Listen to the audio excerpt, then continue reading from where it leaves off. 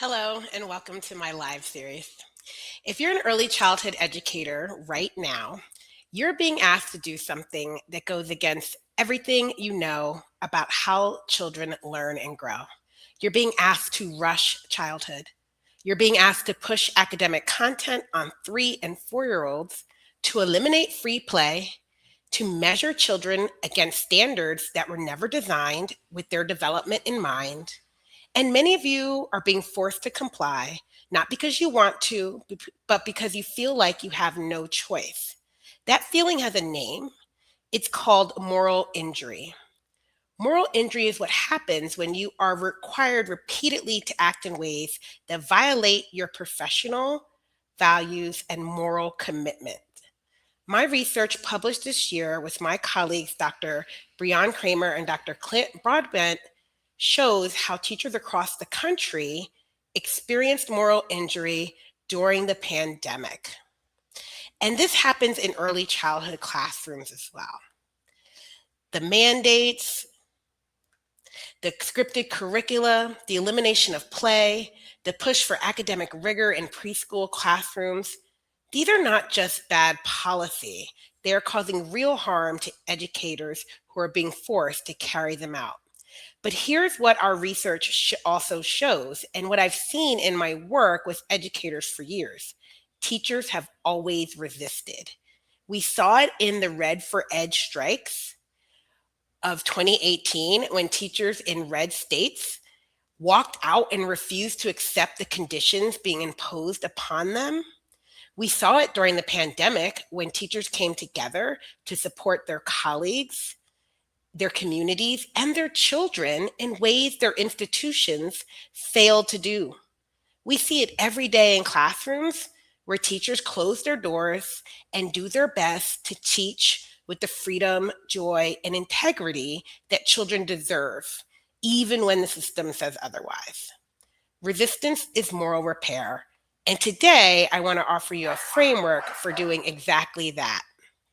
Grounded in your values, rooted in child development science, designed to help you reclaim your freedom to teach so the children in your care can be liberated to learn. Welcome to Embracing ECE Values as Resistance. My name is Denisha Jones, and I have been in early childhood education in some form or another for over 20 years. I began as a kindergarten teacher in Washington, D.C., and that was a tough experience. So I ran off to grad school, and there I was a preschool teacher. And then I became a preschool director after I got my doctorate, but then spent the past about 20 years in teacher education, working at various universities and doing research and professional development with teachers. So today I'm the executive director of Defending the Early Years, a national nonprofit that does advocacy work in early childhood education. And I'm also developing my own professional development community that I'm offering my research, my courses, all of my work to educators, early childhood educators across the country as well too. But most importantly, I'm a child advocate, and I'm a play warrior, a play enthusiast, and I'm a researcher. I love conducting research, and I've done a lot. And a lot of what I'm sharing to you comes from my research and the research that I've done with other folks. So drop in the chat and let me know who you are, your name, where you're at, where you teach, where you're from, anything like that. I'd love to get a sense of who is watching and who's in the live. And I'll be sharing different things on the screen. They're going to pop up for you to get stuff, and so that you can, lots of resources. And so I created this series because our values matter, and because children's childhoods matter, and because resistance, leaning into what we know is right, is one of the most powerful pathways toward healing the harm this system has caused. And it is causing a lot of harm, right? So here's what this series looks like. Over the next 11 weeks, starting this week, every Wednesday, 6 or 7 p.m. Some days it'll have to be 6 p.m., but we're at 7 right now, Eastern time. We'll go deep into 10 professional values that I believe every early childhood educator must embrace, protect, and defend. Today, I'm giving you the overview. I will name all 10 values and introduce the framework we will use to examine each one. Starting next Wednesday, we will go value by value, one per week with the framework as our guide. Some weeks I will have special guests. So if you know me and you want to be a guest, please reach out. Every week we will be doing the real work together. If you're watching live right now, again, go ahead and drop a comment. Tell me where you're joining from and what your role is. Are you a teacher, a director, a family child care provider? Just share any information where you are in the world. I'm currently in Colombia, South America. I love seeing who's in the community, and I definitely want to, get to know you guys. All right, so let's get into it. I want to begin by naming the 10 values at the center of this series. I developed these for a call for papers for two special issues that I co-edited with Helge Wasmuth for the Global Education Review. I asked early childhood researchers to share how they embrace early childhood education and care values to navigate an uncertain future. As I drafted the call, I was drawn to Robert Fulghum's quote, "All I need to know about how to live and what to do and how to be, I learned in kindergarten." As we were preparing to face more challenges, I thought about how leaning into our values could be a form of resistance. So I named 10 professional ECEC values that guide my work. These are the values that should guide every policy decision, every curriculum choice, and every moment in an early childhood setting. And actively, intentionally embracing them is how we begin to repair the harm of moral injury. So the first value is recognizing childhood as a unique and sacred phase of life that must be nurtured and protected. So it's not about preparation, right? That's not what kindergarten is about. Childhood is an irreplaceable developmental phase that's under attack. There are only 185 days 1,825 days in a child's life between birth to 5 years old, roughly, right? 1,825. So that's super important that we understand that childhood is limited and it needs to be protected. It definitely needs our recognition that this is a special time in children's lives. Childhood is not a waiting room for adulthood. It's not preparation for first grade, second grade, or high school or career. It's, again, irreplaceable developmental phase. And it's where all of development happens in the first 5 years, those 1,825 days. How each of those days is spent matters. Value 2, children are inherently worthy of respect, dignity, agency, and autonomy without conditions or rewards. Children do not need to earn our respect. They are human beings with rights, full stop, right? We'll just stop right there. Value 3 is embracing play as the leading activity of development. And I know there's a lot of disagreement here, but I'm not talking about play-based learning or guided play or playful activities. I'm talking free play, child-led play. Play is not a break from learning. Play is learning. And as I always say, play is freedom and play is liberation for teachers and for children. Value number 4, aligning early childhood practices and policies with research that supports child development. We know more than ever about how children grow and learn. The problem is that what we know is not driving what we do. Child development science is being ignored in favor of academic rigor that is developmentally inappropriate and harmful. Value 5, centering care as fundamental to fostering healthy development in the early years. Our field is early childhood education and care. Care is not a chore. Care is not secondary. In the words of Carol Gobert and Mary, who wrote the book about care, care is education. Care is a partnership. Care is what makes us human.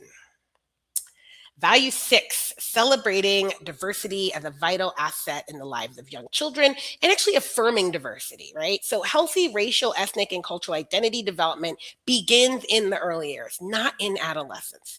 Diversity is not a problem to manage or to shy away from, it is an asset to celebrate and affirm. Value 7, supporting children's development through caring, meaningful relationships with families and caregivers. Relationships are the foundations of whole child development.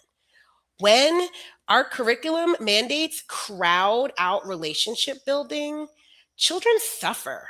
We have to put relationships back at the center. Value 8, strengthening collaboration and communication between families, caregivers, and educators. Families are not obstacles, they are partners. Children need strong, healthy partnerships between their families and their teachers. Building those partnerships is part of our work. Value 9, prioritizing peace, love, and joy and security as essential to thriving childhoods. Thriving's got to be the goal, not readiness, not performance, not compliance. Thriving in every domain of development: physical, social, emotional, language, intellectual, identity, moral, all of it.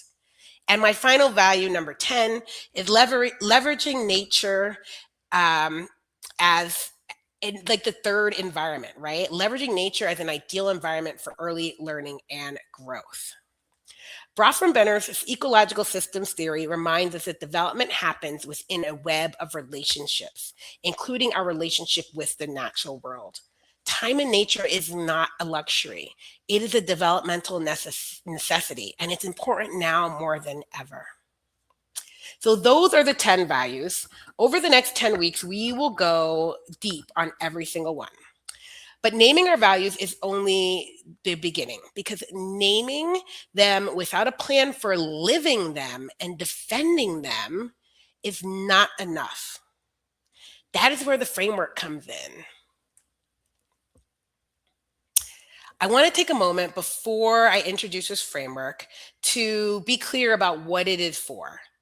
In our research on moral injury, we identified 4 pathways for moving forward, because there are no quick fixes. There is a framework for thinking about recovery, resistance, and what I call remoralization. The first pathway is resistance as moral repair. When we lean into our professional values, when we clearly articulate what we know young children need and commit to enacting those values every day, we build a philosophy that pushes back against the systems causing the harm. Embracing your early childhood education and care values is not just good professional practice. I believe it's essential. It's how you repair the injury from being required to work against what you know is right. This is what this 4-step framework is designed to do. Now, so we're going to start with all the steps. I'm going to show them to you on the screen. There we go. All right. So step 1 is name your values. And that sounds simple, but it's not, right? Most educators have never been asked to explicitly articulate what they believe about children, besides that philosophy statement you might have written in undergrad, right? What guides your moral commitments to high quality in early childhood education and care? Naming your values out loud is an act of clarity, and clarity is the foundation of resistance. The question, what do I believe all children need? What guides my moral commitments to high quality? Step 2, conduct an alignment audit. So here is, once you've named those values, you have to look honestly at whether you're living them. The alignment audit asks, what policies prohibit you from enacting this value? What behaviors show you are operating out of alignment? What is an early warning sign that you are drifting? This step requires honesty. The gap between what you believe and what you do is often not your fault. It is the result of systems designed to override your professional judgment. Naming the gap is not about shame, it's about seeing clearly so you can act with intention. And seeing that gap clearly is itself a step towards remoralization because it confirms that your values are still intact, even when your practice has been constrained. Step 3, frame the message. This is your value elevator speech. 2 minutes or less on why this value matters, what it looks like when you're living it, and what it feels like to enact it. You will need to advocate for your values to administrators, families, policymakers, and even colleagues. Advocacy requires clarity of the message. The question, why does this value matter and how do I live it? And the final step is advocate. Advocate for your values. This is where resistance becomes action and where moral repair happens in community. Every early childhood educator is an advocate in your classroom, in your program, in your community, in your network. This step asks you to identify a real situation that conflicts with your value and to articulate alternatives that align with it. This is how we move from belief to practice, from injury to healing, from compliance to resistance.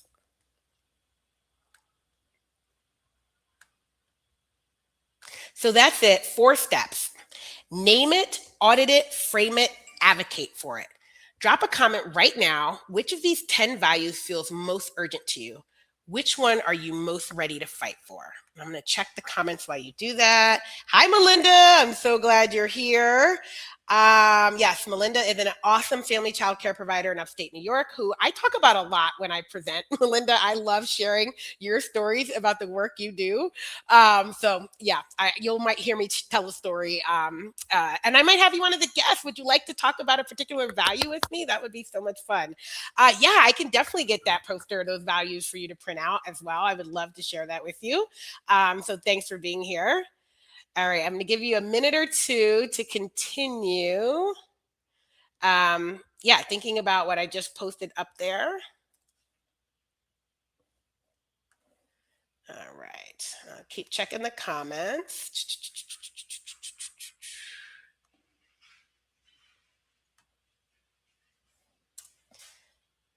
Give you guys some time. I don't know how many people are watching, but you might watch it on the replay, and that's okay too. All right. This is cool. All right, ready? All right, let me bring this together before we close.